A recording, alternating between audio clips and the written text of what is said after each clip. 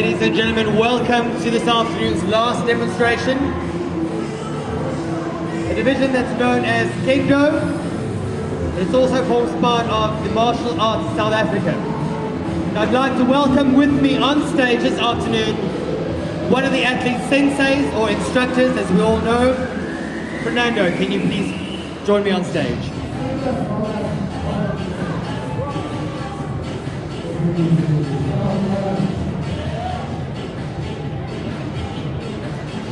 Welcome, Fernando. Now, Fernando, all I know about Kendo is that it really is a modern Japanese martial arts that originated in Japan, and that's about my knowledge. Can you please explain to the crowd this afternoon what Kendo is all about? Okay, thank you very much. Good evening to everybody.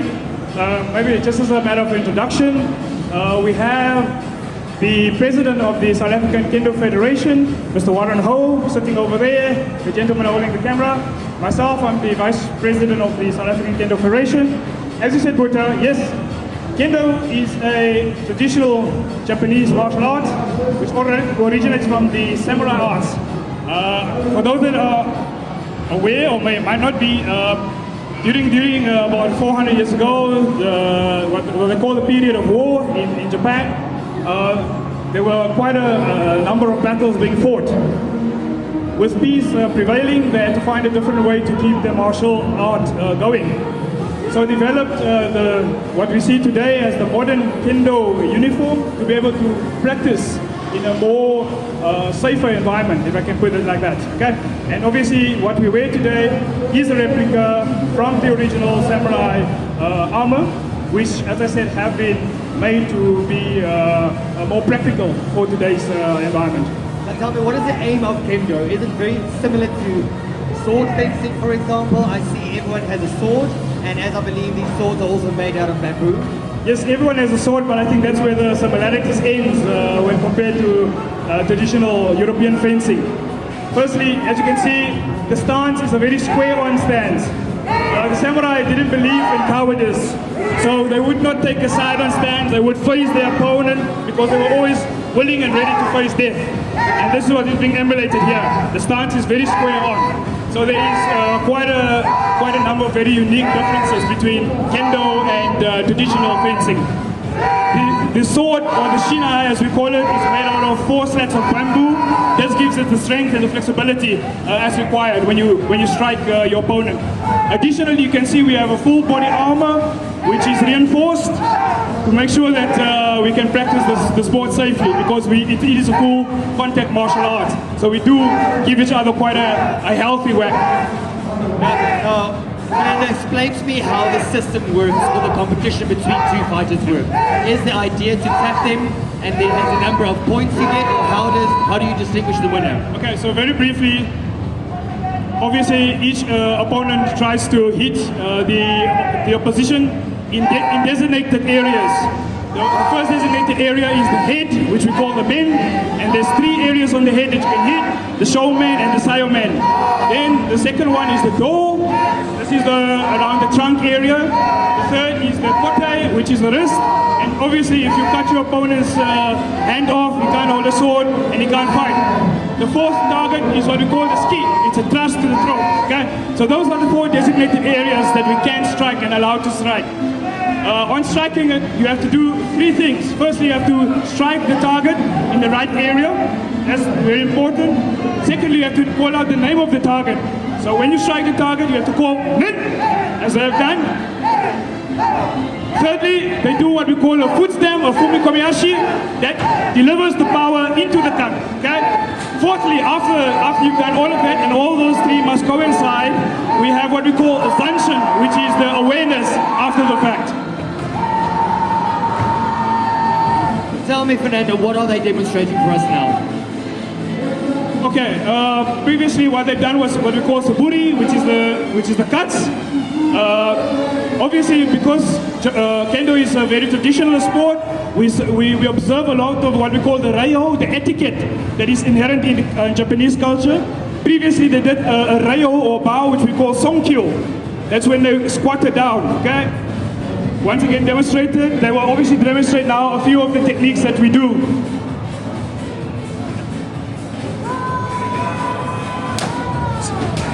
So this technique that they're doing is called Ki Ken Tai Ich. Ki being the spirit, Ken being the sword, Tai being the body. We try in Kendo to coincide those three things. As I said, your cut, your kiai, as well as the body movement needs to coincide for you to score. It is very difficult to score. It's not just a question of tapping your opponent, you actually have to cut. The judges will also judge whether the cut has sufficient impetus to warrant a proper cut. So it is very difficult to score. It's not a question of just tapping the opponent. You can tap him all night and not score one single point.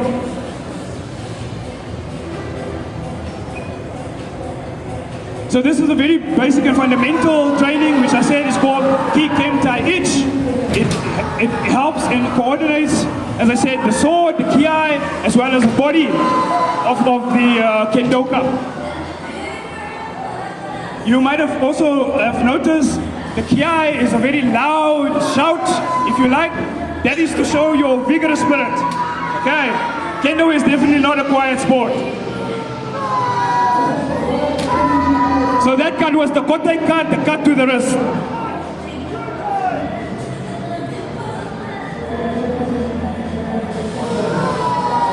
Next is the cut to the door. Oh, the ball is in the way. So the idea with the door cut is to obviously cut through the trunk and sever the organs inside. Okay, that's why it's cutting from the side right across. That is the ski, which is the thrust to the throat. A very difficult technique to do because your target is only this small. And when you're moving, as we are in Kendo always, it's very difficult to actually get the target. Now obviously, Fernando, this is just a demonstration, and I see the athletes are showing us the various movements and various cuts, whatever you call it. But in a real competition, would the opponent be blocking and stopping? For sure, the opponent will try to block and cut. Remember, the whole idea in the competition is not to give your opponent any quarters. So you would not allow him to get the upper hand of you. Various techniques to psych your opponent out, if I can. Kendo is a very psychological sport, a mental sport, if I can put it like that. When you stand up with your opponent, you really try to psych him out, okay? And you definitely don't want him to hit or score any points, for sure. So there's various counter techniques that you would employ if your opponent were to attack. Equally, there's various offensive moves that we would do. So here's a small demonstration of what we call the keiko, which is a simulated fighting, if you like.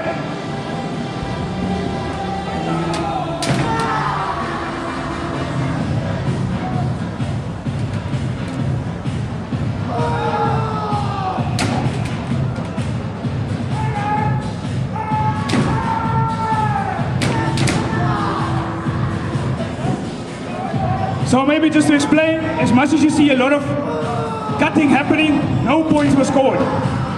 Okay, it's very difficult, as I said. I will tell you when a successful point is scored.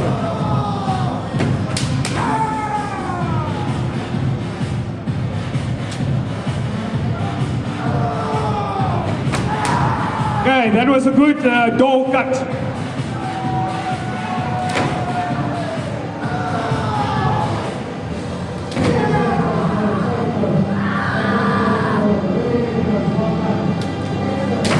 And that was a man cut. That was a good man cut to the head.